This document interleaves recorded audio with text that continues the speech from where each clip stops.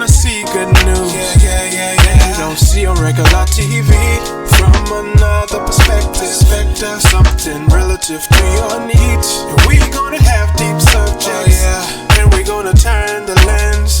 And there's no topic we won't skip. So please don't miss weekly. Tune in weekly to check in. Weekly check in. Weekly check in. Weekly check in. Tune in to weekly. Tune in. Check in. Weekly check in.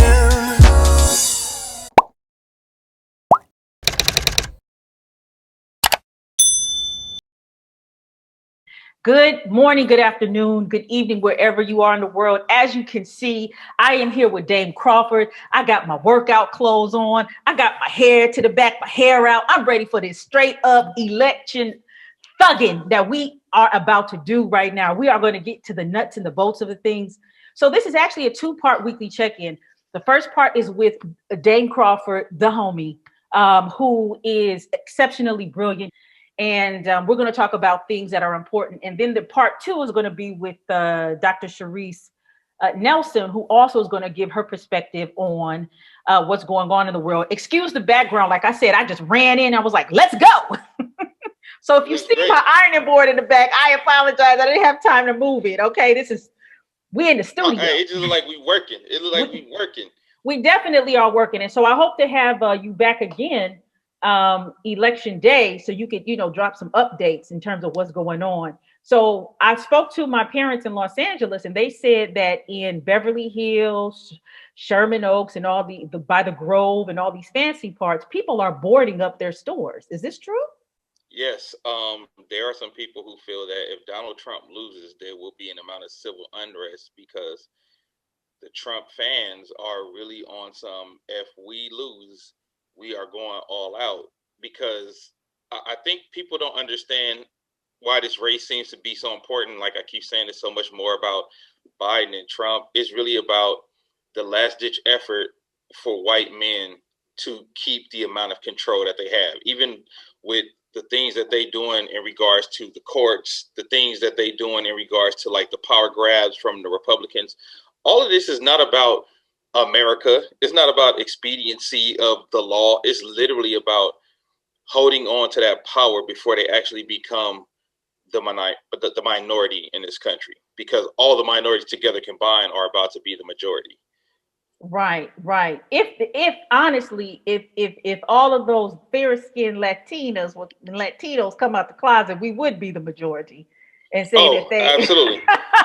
The Miami Cubans and such. Come on out, join the crew. They're about to join it anyway because it's about to be a flip. So could you give me kind of like the sentiment of what's going on? You're in Los Angeles. What's going on in Los Angeles? How are the people in terms of voting? What's the conversation? The conversation has been amazing, because I've been having a lot of first-time voters reaching out to me to get information on how to vote, how to get to the ballot box, how to make sure they're registered. We've been having, I think we've had an increase in early voting. Excuse me. I think we're about 4 million more than we were at last year at this time in early voting. And that's what's actually happening. I think in Texas, they're at 9 million right now in early voting, when this time last year, I think they were only at 3 million. So voter registration has went up, but not only has voter registration went up, turnout has gone up exponentially. And because people have been really engaged, people know about the ballot boxes. People know about going to Norwalk to the registrar to drop their ballots off. Like even my parents were participating in the early voting. I went to the house and was talking to my mom and my aunts about who was on the ballot, some of the particular props that we had. We actually did a whole show on Uncouth about the California props, and just trying to show people which ones are progressive, which ones are a little more liberal, and which ones lean all the way, to the right.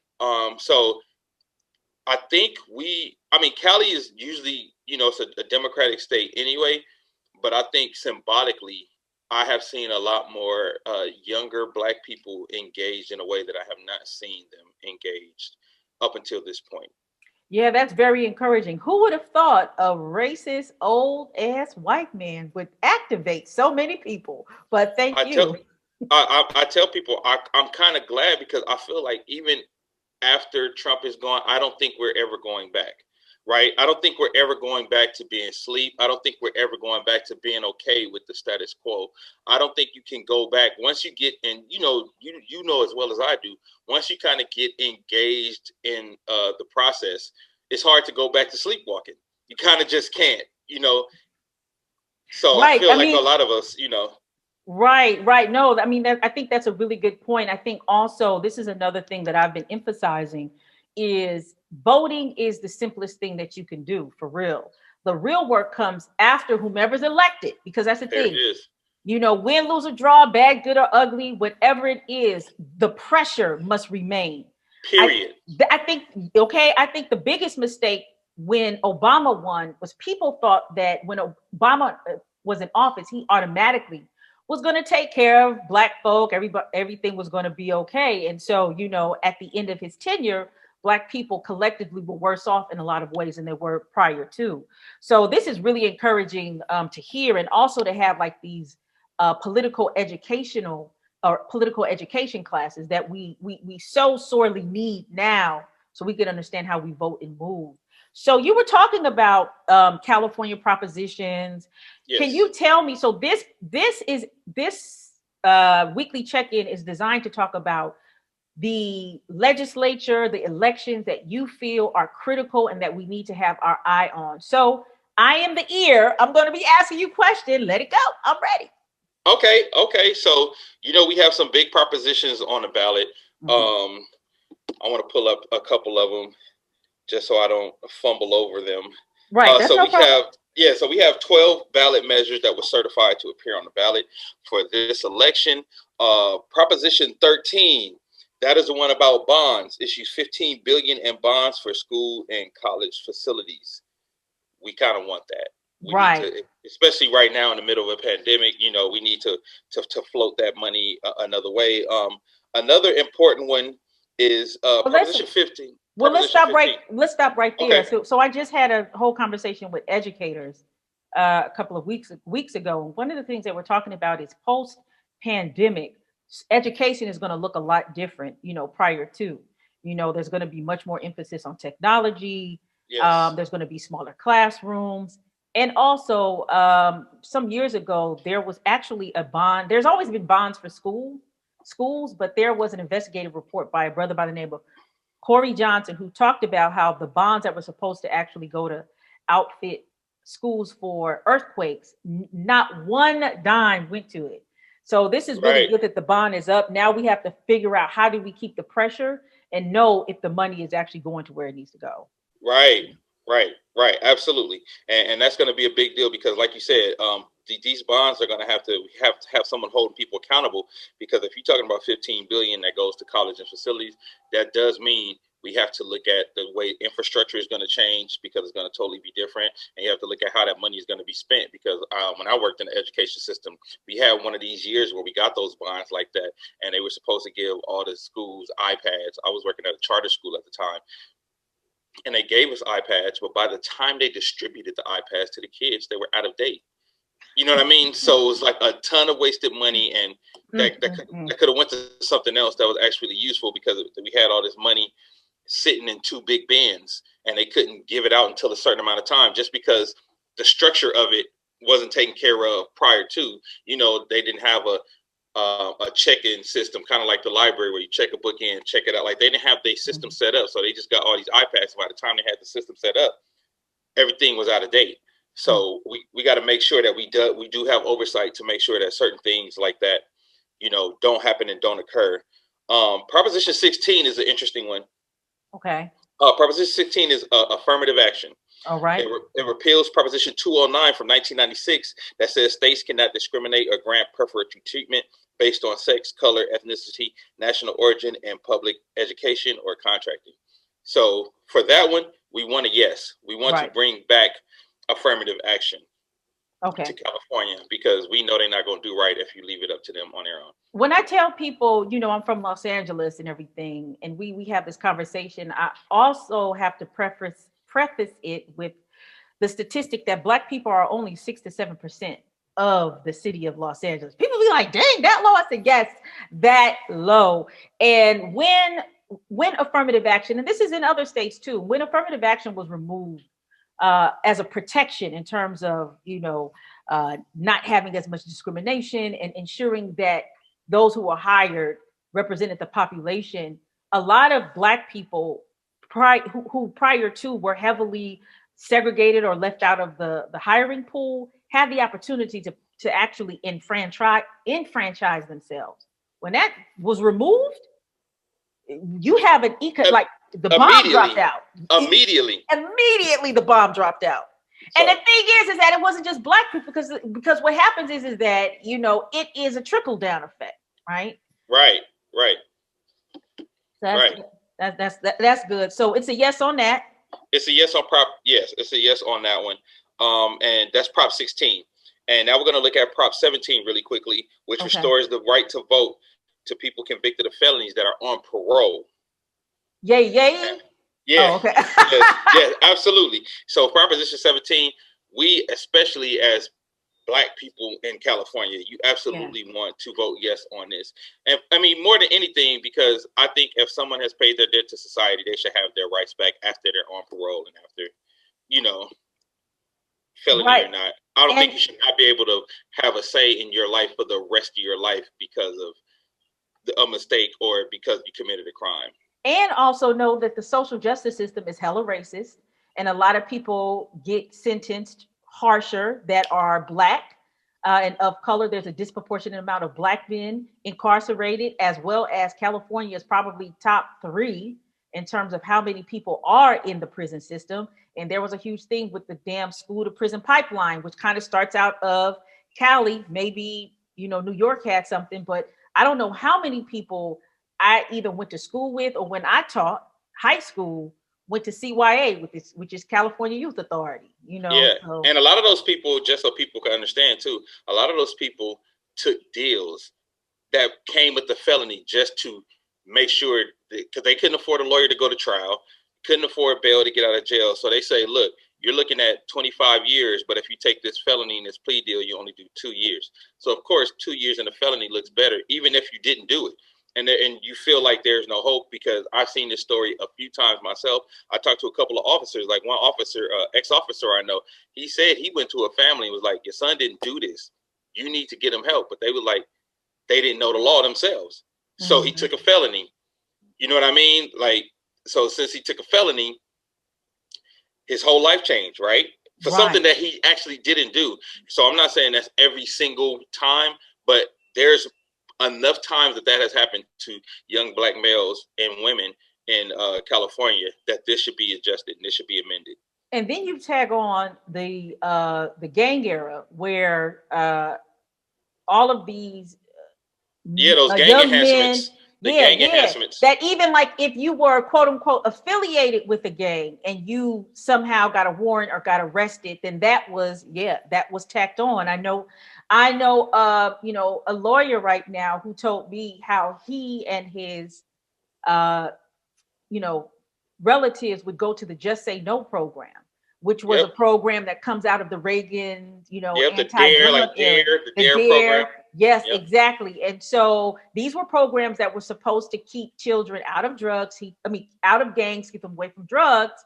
Little did they know that there was a database that was being collected. And so some of this person's family members, when they went to trial, were affiliated with a gang, because in this program, they talked about, them trying to navigate, living on a street where there was high gang activity, right? So all of these things play a part in all of the plethora of other things in terms of a racist criminal justice system, in terms of this disproportionate amount of people who have felonies, who can't vote, should not be in that predicament.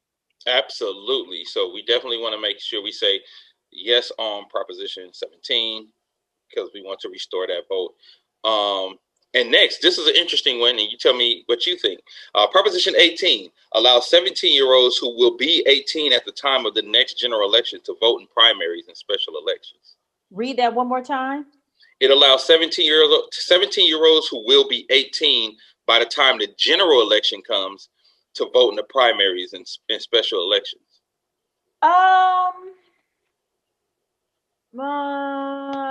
That's interesting. What is the reasoning for that? Well, because I guess they figure if you're going to be voting for the general election, you should have say in the primary. So if you're 17 and the primary is going on and you're not involved in the primary process at all, but you will be 18 by the time of the general election, they may have chosen a candidate that is not for you, that you know what I mean? And you had no say so in the word. And I think that'll also change and give you a huge uptick on the youth vote. Right. Yeah. So I was trying to think. I'm not necessarily against it. I don't know why is that such an important bill, but I totally understand that there's a new demographic of voters. With coronavirus that's going on, a lot of the baby boomers are being taken out. So you have also, I think this could be one of those small things that you do to try to combat voter suppression, right? Because there's so many other things. So you got to try to do other roundabout things to try to combat that suppression and try to get your numbers up other ways. Like if they're gerrymandering, then we need to make more voters. Okay. You know what I mean? So okay.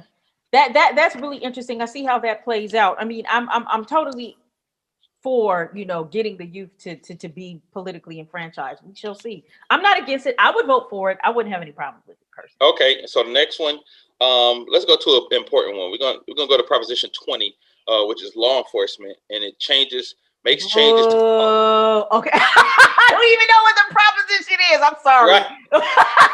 You said Popo? Okay. Makes changes to policies related to criminal sentencing charges, prison release, and DNA collection.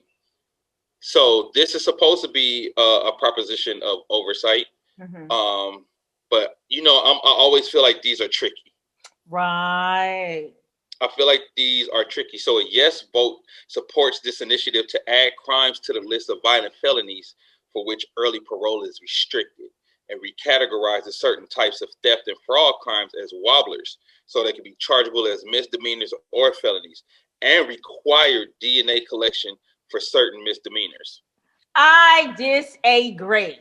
I don't know. That's stinky. That's funky to me. That's funky. Right. I don't like it. Kick that shit out.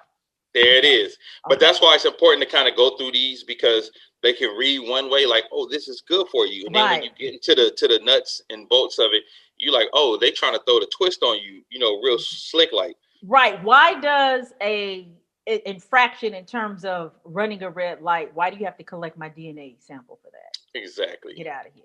Yeah. Exactly. Proposition 21 is about housing, expands local government's power to use rent control. Okay, so this is the thing. If a government theoretically was running fairly, then that would be good. The problem is that LA specifically has a history of its power, using its power in order to create. That's why there's a huge homeless population. So yeah. I would say theoretically, yes. Is it being carried out? I don't know. So right. Yeah. Right. So for the people at home, a yes supports this initiative to allow governments to enact rent control on housing that was first occupied over 15 years ago. So if you've been somewhere for over 15 years, they cannot just go up on your rent. It's almost like the old New York rent control. Oh, like a grandfather clause. Like the grandfather clause. So with an exception of landlords with more than 2 homes with distinct titles or subdivided interests. And that's where it gets tricky, right? Because if you're a landlord with who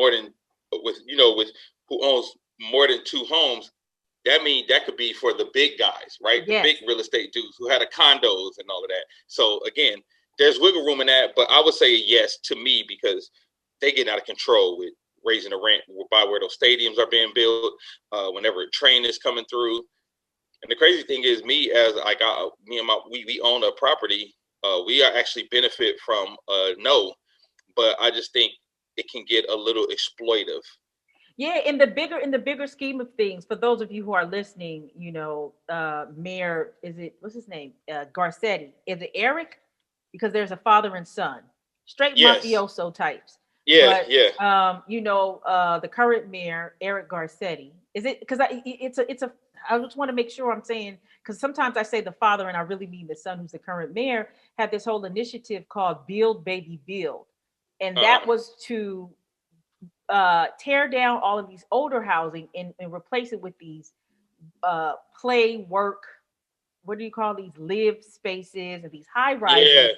yeah, yeah. Throughout Los Angeles. First, he starts with downtown Los Angeles, and then he moves out. So it gets really, really, really tricky. But FYI, quite a few of these people are getting indicted, and for all of these things. So we'll see how that plays out. I say yes. Okay, I Okay, got you. okay.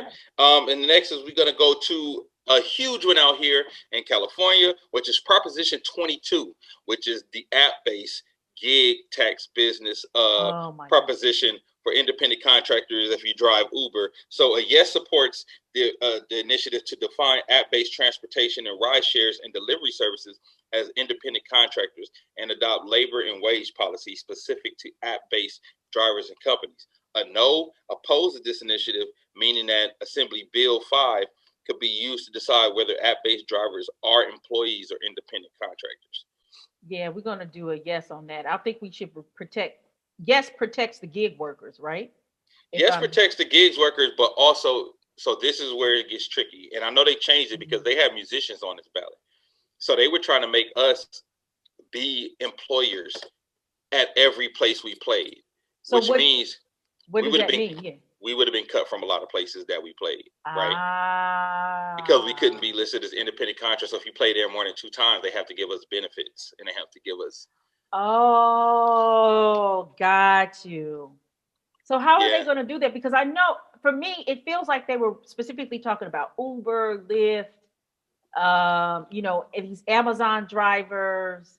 So I've been talking to drivers on both. I've talked to drivers on both sides, Mhm. and I think there's not really a huge consensus. But what I would say, the sense that I got from the drivers that I spoke to, the drivers who want to be seen as employers are the ones who generally use Uber for a full-time gig, like the ones who Okay. generally drive like 8 to 10 hours a day, and they feel like they don't get enough because if they don't hit their Right. bonuses, certain things don't happen, blah blah blah. But then the Right. ones who say, "I just want to use this for extra money," Right. That's a they whole feel like different. this will it's a whole different ball game. So it kind of really depends on where you are and what you look for in regards to ride share and what you want to get out of it. That's what I'll say, because I've seen pros and cons on Okay. both sides. So me myself, I don't know for sure. I'm still on the fence. I'm still talking to people. I'm Right. still asking. But like I said, it depends on what you want as a driver. Yeah, I really want to know. That's a really good point. For those of you who listen, vote where your interest exists. But I think I would say what is the end result for both sides? If you want to make Uber and Lyft employees, then are there going to be union benefits? Are there going to be these things that a full-time person is going to get? Because I know that was a push. So it's really interesting to see what that means in the end. However, I do know that there's a serious erosion of unions, Yes. and I don't want to. mm, I don't want to say that not moving towards unionizing is a bad thing. It's not a bad thing to me, but it really depends on who the brokers of the power, what they're really doing. And there it is. It depends on who the brokers of the power, because, like I said, you have a lot of these rideshare services that have been spending a lot of money on no for 22 out here. Oh, okay. You know what I mean? Yeah. But because I think the model for Uber works so well is because they aren't employees, right? Mhm, So there's mhm, no real overhead. They don't have to pay for mm, the cars. They don't have to pay for the car insurance. All mhm. they have to do is pay for the actual service of the drivers picking the people up. Now, if they change it to where they have to become employers, now you become responsible for a whole ton of things. So I think that just changes a whole bowl of wax. And the scary part is, if that happens, I feel like you might lose Uber in LA and Lyft. You might lose Uber and Lyft in LA. I'm sure something will come and fill its place, Right, yeah, but something will definitely. It's not like Uber LA. I mean, it's not like Uber and Lyft in LA was doing stuff for the people anyway. I right. mean, what I'm saying, I'm always kind of suspect with corporations. I know one of the things with both of them were wages, and how at one point the drivers got a certain percentage, and then like out of the blue, it dropped like the next week. So I would say that even if there was maybe even more legislation that maybe dealt with fair wage payment I think that should have for been the gig play. workers. Yeah, I think that should have been the play. But I think bureaucracy kind of got into it because, of course, now if you do this, you're making it taxable income. Like you're making everything taxable because they're employees, so it's a different tax. Right. You know what I mean? That's a good point. Well, we should see where that goes. We shall see. Yeah. Let's see another one that I think is important to look at. Okay, this will be the last one for the propositions. Proposition 25 replaces cash bail with risk assessments for suspects awaiting trial. What that mean? What had happened? Okay, so a yes vote to uphold the contested legislation, Senate Bill SB 10, it will replace cash bail with a risk assessment. So they'll say, they'll look at the crime you did, and they'll decide, are you like a flight risk? Or are you a risk to commit another crime while you out? As opposed to no matter what, there's cash bail. Okay. So it's tricky because, as me and you have been saying about all of these propositions, if carried out properly, this can be amazing for all those poor Black families who have to try to put their house up for bail, who have to try to come up with cash to bail people out for like small crimes that they end up being in jail for months for. But the other side is, since it's risk assessment, that means it's at somebody's discretion. Who's assessing? And how is this assessment? Yeah, and how is this assessment being carried out? Right. So this is, I think, all of this conversation that we're having it emphasizes even more the earlier conversation of putting the pressure on whatever happens on the other side of the vote. Yeah, and to speak to that point, because even if something like this passes with the risk assessment, then we have to continue to push that line to make sure that the risk assessment is being carried out fairly. I think that's the part that's on us. We need to call our state councilmen, our state assembly members, and really go hard and continue to push that line. Like I've been preaching the last couple of weeks, we have to make sure that our relationship with the government is not only every 4 years, right? And if you look at historically, when things have actually started to move in this country, it was when we were engaged the whole time. So up until King, Kennedy, and Malcolm X were taken out, they had a constant relationship. They were constantly pushing the pressure. Like King, Malcolm, Medgar, they were constantly putting pressure on. So that's when things were actually moving, not incrementally, but at bigger leaps. Because right now we get stuff that moves incrementally because we try to color inside the lines all the time. Right. But back then you had the people who would color inside the lines being pushed by people who were pushing that line. Right. Before any election, like literally right after the election, they pushing that line the whole time and letting it be known, we pushing this line the whole time. So by the time your re-up comes up, you better have something to show, or we're gonna go out there and make sure we put you out of here. Because that's the real way to make that pressure. Yeah, I also think that where we are right now, it's kind of like what happened. I'm sorry, I hope you didn't hear that. They're demonstrating here in Italy. It's an anti-mask demonstration because Italy might go back on nationwide lockdown. France just went on nationwide lockdown. And so I took pictures and stuff like that. And it was like one sign that said something like, "You not treat me like a nigger." I was like, oh, wow, we doing this up in this piece. Okay, this is interesting. Okay, so okay, I could say some more about that, but excuse the interruption. I might take that out. But anyway, I might take this part out. So I wanted to say, like, I think we're kind of like walking back. Well, we took several steps back after these assassinations. Yes. What happened after these assassinations, because they were totally sacrifices, if we really want to be honest.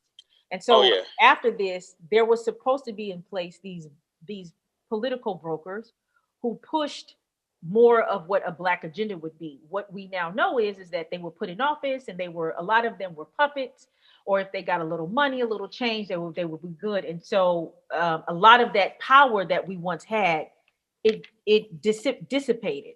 All right, so here we are now with Black Lives Matter. We have, people being more involved in the voting process. And so I think what we're under, so this is another thing. When King died, and people often talk about this, when the civil rights movement happened, it was hyper focused on desegregation, integrating, being more involved in a lot of the capitalistic things, being able to go buy a hamburger and go and do these things. What King realized towards the end was the inequity in capitalism was so drastic that what they were fighting for would not put poor people, poor Black people on in a better position. In a position in order to really broker serious power. So here we are today. And I think what we're trying to do is kind of work our way back and see, like, so what does that look like now? We have 2 steps back, from the civil rights civil rights era. And then we have this digital moment and so on and so forth. So yeah, good point. Good point, Dame. What you got else? What else is going on? Holla. Well, I know we were talking about some of the races. There's a race out here with that's getting a little heated. I think between I know which one it is. Maxine Waters and Jackie Collins. Okay. Maxine and Jackie Collins going at it out here. Now, for those of you, for the people who don't know, set this up and tell us what it's looking like. So Maxine Waters is a long time. What is she in the Congress? House of Representatives. Yeah, she's a Congresswoman. House of Representatives. Yeah, a long-time Congresswoman. She's 82 years old. She's running again, and she's running against a young Black patriot named Jackie Collins, who is undercover Trump supporter because he claims he's not, but he uses all of Trump's talking points. Oh, totally. He's a Trump dude. Yeah, he's a Trumper, and he was gaining a little momentum, but she started hitting with some KJLH ads. Whoa. Yo, she got dirty on him. Like, I ain't never seen Maxine. She must really thought he had a chance, because I've never seen Maxine campaign like this. Well, I was talking to some members of the ADOS community some weeks ago too, and they said that some local Black Angelenos met with Jackie Collins. And Maxine Waters was upset because she was like, how are you going to meet with him? He clearly is on Trump's side. And they were like, well, we've been trying to meet with you. You do not return our calls, which has been problematic for Maxine Waters is that on the, I would say, outside of her district, because I still vote in her district. So I'm not talking to somebody who don't know. Right. So outside of her district, she's Auntie Maxine, she's the shit talker, but inside her district, she hasn't done anything since Black people tried to take the United States government to court for dropping crack in South Central in the 90s. And that is keeping it a bean. Thank you, Jackwell, right? That is, you know what I'm saying? And so that is the largest criticism, but because she is such a stalwart in terms of Congressional Black Congress, and there's not a lot of us, she's been given a pass over and over and over again. That is just what it is. So somebody like a Jackie Collins can come in and gain some momentum. Yes, and I agree with everything that you just said, because like I said, I think the last thing she did was the Maxine Waters Institute. I think that was like the last big thing she did. Was it on Vermont or Manchester? On Central. It's on Central. Oh, it's on Central. Okay. I'm thinking of something before then. All right. Yeah, but so she has it's like a trade school, which that has done very well, has put a lot of people to work. That's the last big thing she's done. And I feel like there was a lot more she could have done and needed to do, but besides being a shit talking auntie. Especially when the 2008 housing crisis hit, and a lot of Black people in that area lost their homes. And about 4 years ago, my parents were talking about how white people were coming to Watts. This is in her district. And they were buying homes next to each other and making them into one home and just totally coming in and doing this whole type of, gentrification. Yeah. So that's been an issue. And my personal beef is, you're 82 years old. Why haven't you mentored someone to take your spot at this point? Right? RBG. And RBG, that's the RBG all over again. RBG. Yeah, like for me, I feel like, all right, it's looking like it's gonna be her again. But if it's her again, then we need to start applying that pressure this time. Like, okay, this need to be your last go around, and you need to start grooming somebody that can take your place. You need to groom somebody now and say that you're grooming them, so by the time voting comes up, they can use some of your cachet. Right. Because if you pass away, that cachet goes away with you. Right. I wouldn't even say, I would not, to me, I would be highly suspectful to have a Maxine Waters heir apparent take the throne, because if she hasn't really done anything in a minute, I'm trying to figure out what was somebody who she quote unquote teaches, what would they do other than carry on the gatekeeping. Well, and that's on us though, right? That's on us. Like true. Whoever if she does pick someone to be the heir apparent, then it's on us to be like, all right, so this is the problem we had with Maxine, but we didn't want to throw her under the bus. But now we will throw you under the bus if you don't do A, B, and C, because these are the things that we need. And if not, we will go create it with someone else. We'll go put, your district, we'll get your district to go behind someone else from the community who's actually willing to go out there and do things, like, because you got lucky that it was a Jackie Collins. Next time it could be another young Maxine. Could be a Dame Quarter. It could be a Dame Quarter. It could be, you know what I'm saying? And I think that's what it needs. What Los Angeles, and specifically the districts where there are the last concentrations of Black communities, there needs to be something refreshing. And I think that's why people probably were attracted in some way to Jackie Collins, because he did not represent, to me, this Black LA gatekeeping, the old guard that, in my opinion, are more interested in going to an NAACP award and the MLK parade as opposed to actually doing stuff for the few Black people that are there. And look, I gotta say, because I was going hard on Herb Wesson before his last election, and Herb actually been putting in work, so I gotta give it up to him. Oh, he has been. Oh yeah, you better. Yes. Herb been putting in work in the Crenshaw district, because I was going hard on him before the last election, but Herb has actually been doing a great job. He's been doing some nice things. He made sure that Obama Boulevard happened, and he actually had a festival and bought out all the Black businesses for the for the opening. He's been doing a lot of stuff. The only thing I don't like, he letting a whole lot of them gentrification buildings starting to pop up. I was about to say, R.I.P. Nip, I'll never forget you. You know what I'm saying? So that's the thing, right? So Herb Wesson is part of this contingency that Nipsey Hussle was working with, or was around prior to him being murdered.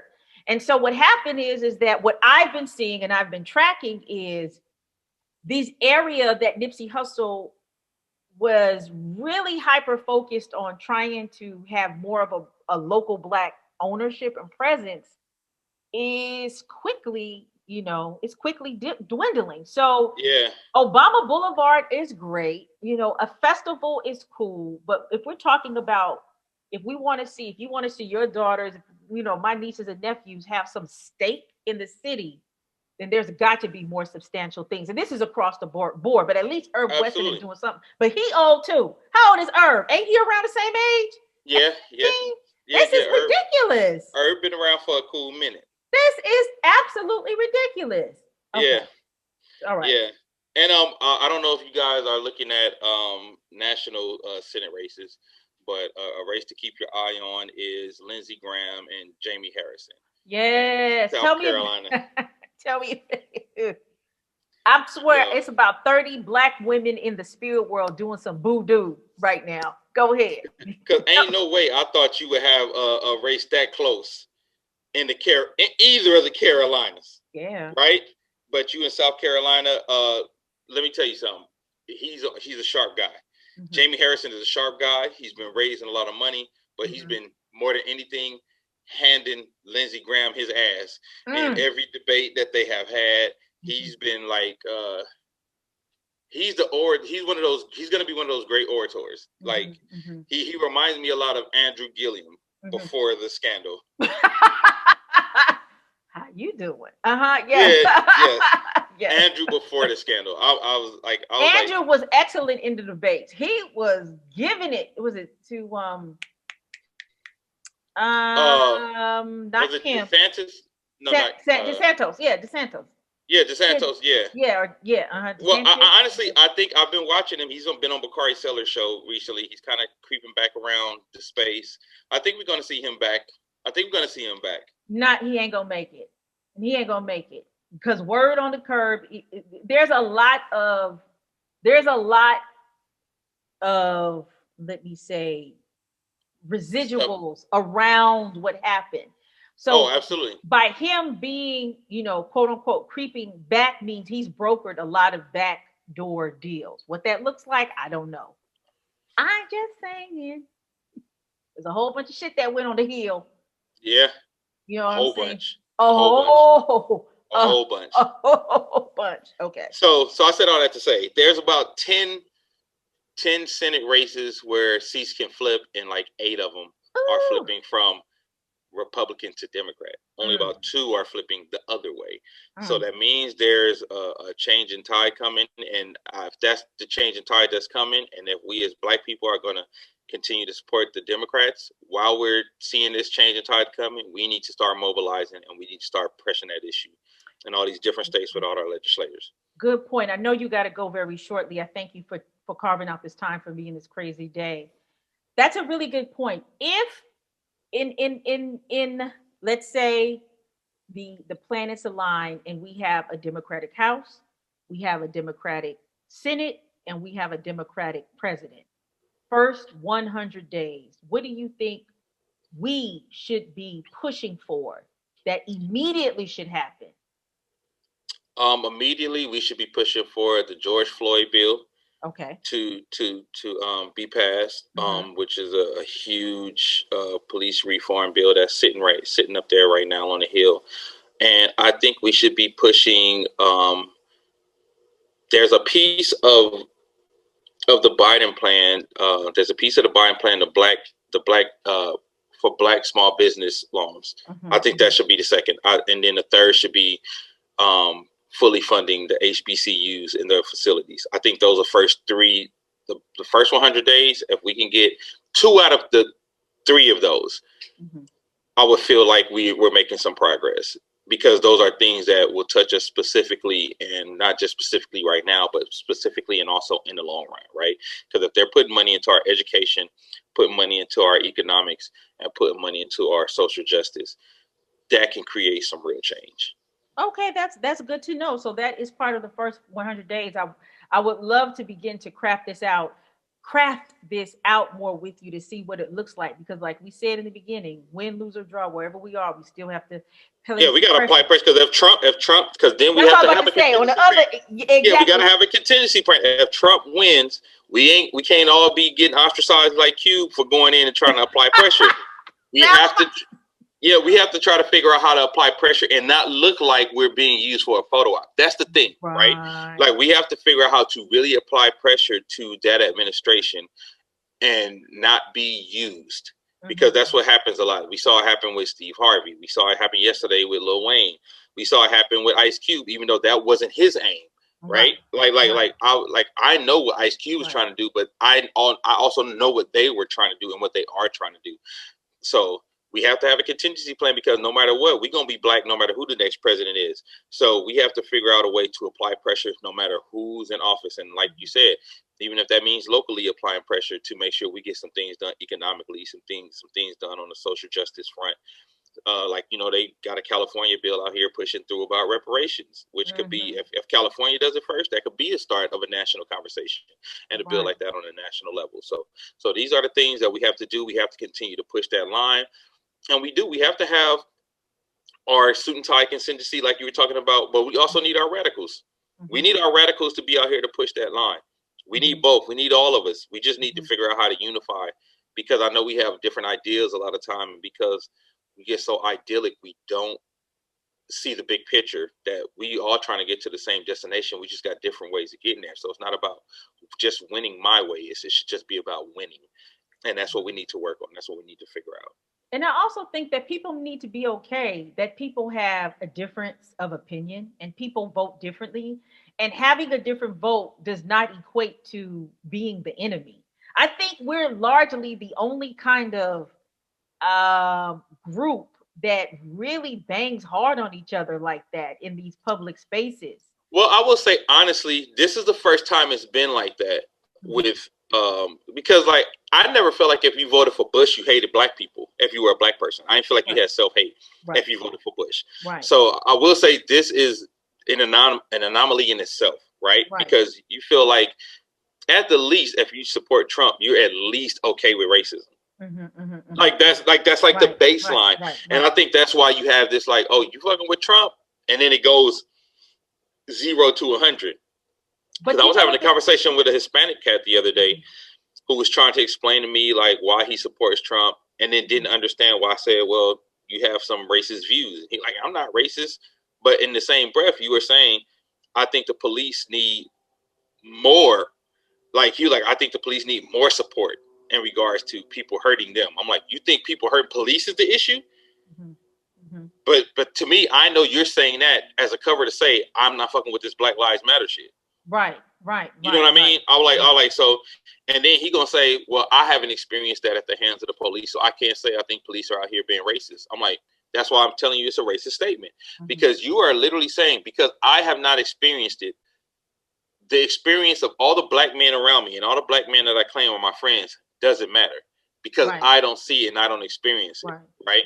So I think it's those kind of elements that make this so contentious. Because I said we can disagree on politics all the time. Like, I've talked to conservatives and Republicans before this, where I said we can disagree on policy and politics and be cool.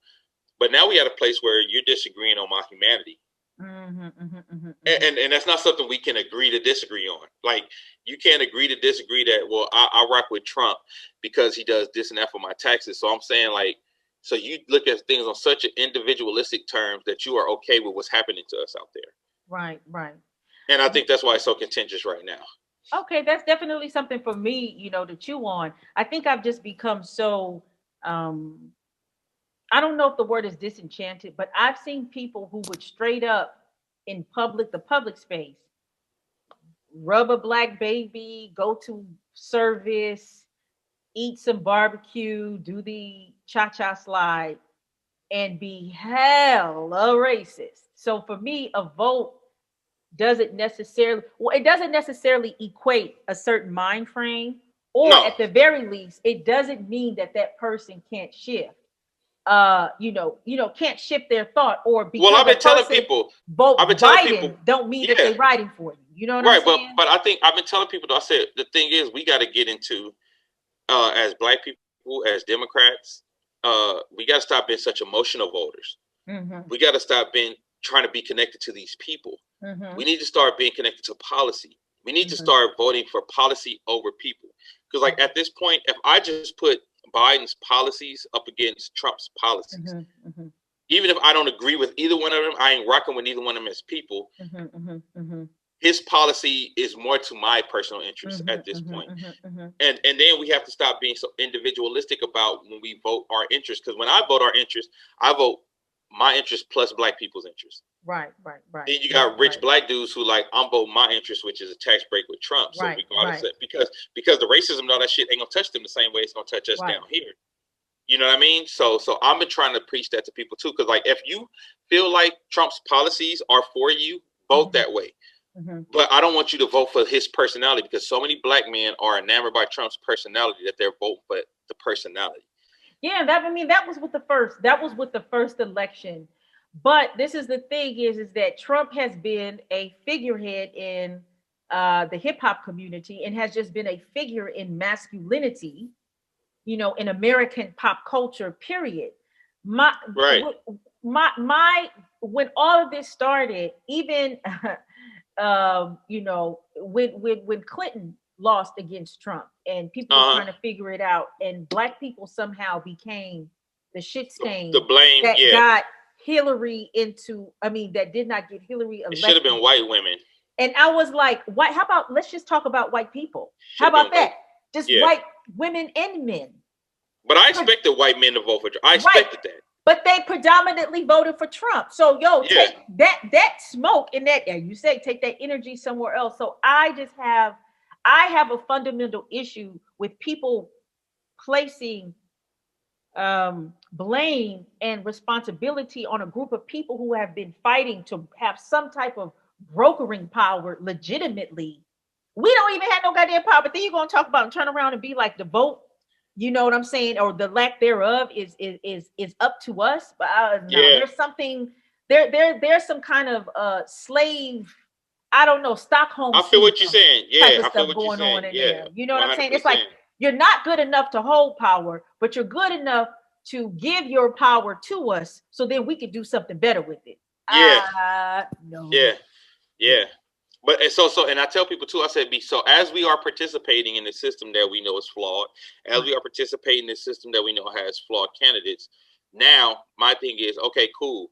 If you get Biden and Kamala in and you feel like they are problematic, now is the time to start figuring out your next move for the next presidency, right? Is it going to be a new party? Is it going to be the Lincoln Project, who seems to be a mixture between Republicans and Democrats, or are they more conservative like Republicans, but they're not racist as your average Republicans? You know what I mean? So I think after that, after you get, because I almost feel like you want to get Biden and Harris in just to try to get shit settled to a normal pace of politics.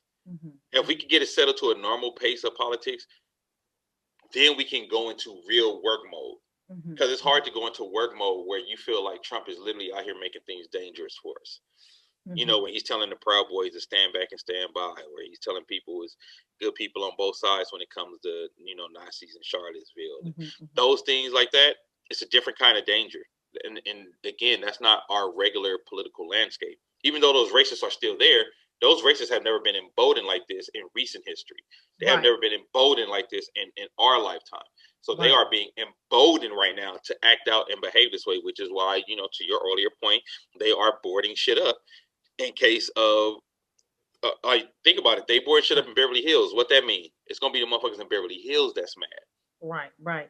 And then this is another thing, and I know we have to close very shortly, is I think what is also unprecedented is there is footage that is starting to come out of white Trump supporters against white Biden supporters straight up fighting in the middle of the road. I'm like, this is interesting. I'm gonna sit back and eat my popcorn and see exactly what's going on. And I you know, Rolanda, the managing editor, and I said, you know what? It was fine when Trump was everybody else's boogeyman, but when it became white people's boogeyman, it became a problem. That's when he had issues. That's when I said, oh, he might. When I saw that exact video that you're talking about, and when I saw that, I said, okay, Trump has issues. He's gonna have some issues with the vote this time, because those were the white people. You know, not to talk in stereotypical terms, but let's just being real. The white people who were going against the Trump supporters were the white people that I would expect to be Trump supporters. Right. But see, these are people who have damn near probably lost almost everything in the pandemic. You know, these are, you know, they're what people don't know, like in New Jersey, where there was this huge report on white tent communities in the forests of New Jersey. So those demographics you don't think about. Those demographics you do not think about. So because of coronavirus and things shuttering, the little bit that some of these communities have, they don't have anymore. And that white skin does not protect them, which is what we've been saying. Like, there's more power if we would come together, as you know what I'm saying? Well, let me tell you something. I was thinking, I'm so glad that you said this, because this is something I've been thinking about all week. The moment that Martin Luther King stopped talking about race and started talking about poverty, shit changed. Oh, yeah. And I was thinking about this. I said, you know what? I think they want us to be hyper-focused on race. They want us to be hyper-focused on a black agenda. They want us to be hyper-focused on black, because if we became hyper-focused on poverty overall, you would literally be able to get the numbers we need to do the bidding of the things we need in the black agenda, because we are inclusive of everybody who's just living in poverty, period. Right. And I think that's where, honestly, to me, that's the conversations I want to start having after this election, is how can we start bringing people of poverty together? Because poverty makes us no longer 13% of the nation when we're trying to fight for issues. Isn't that the truth? Poverty will make us, if we make our platform poverty, black people will start to get all of the other things we need, because it's not being based on blackness. Because it's hard to get white people to vote for blackness, but it's not hard to get white people to vote for poverty in their own self-interest. So if we start talking about things in regard to changing poverty in this country, because it is a capitalist society, capitalism don't care about color. Capitalism don't even care about racism. But capitalism will have a problem with poverty. And I think that's the conversations we need to start having, honestly. You're totally speaking truth. So we'll look forward to see what goes on in these elections. So I hope that you will jump in on Tuesday and give us an update, because one of the things I thought you were going to talk about, but we could talk about Tuesday or after the elections, is the race for the DA. Is that Jackie Lacey?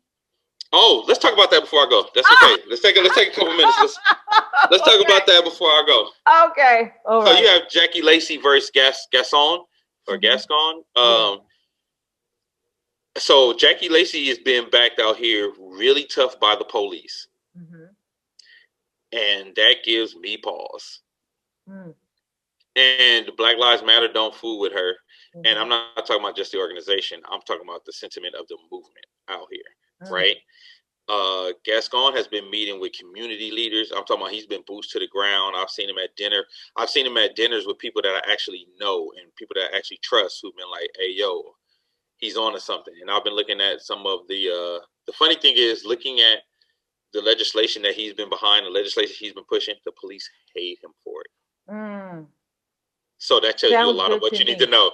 Right. And I mean, I think Jackie Lacey is a great example of your skin folk ain't always your kinfolk.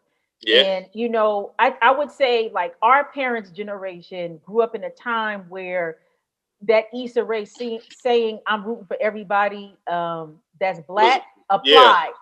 I'm rooting for everybody that's Black, but these people over here, you know what I'm saying? Yeah, no, that is not the case anymore.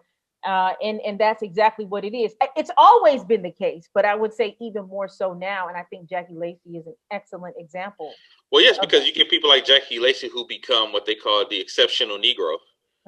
Right. So as she becomes the exceptional Negro, she separates herself from us, and she separates herself from our issues.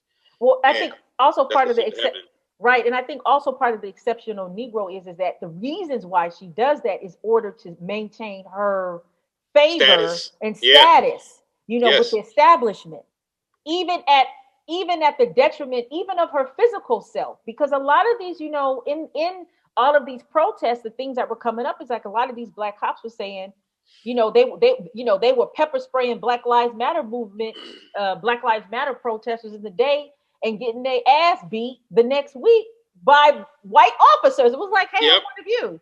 Right. Yep. So, I mean, this is a very interesting time. Okay. Final thoughts or your thoughts, sir? And we're going to jump off of here. Okay.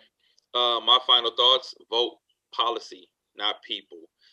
Make sure you guys start to get into researching these things yourselves. And listen, if it's too hard to research, find somebody who's into these things. A lot of us know somebody who's into politics. A lot of us know somebody who cares about these things.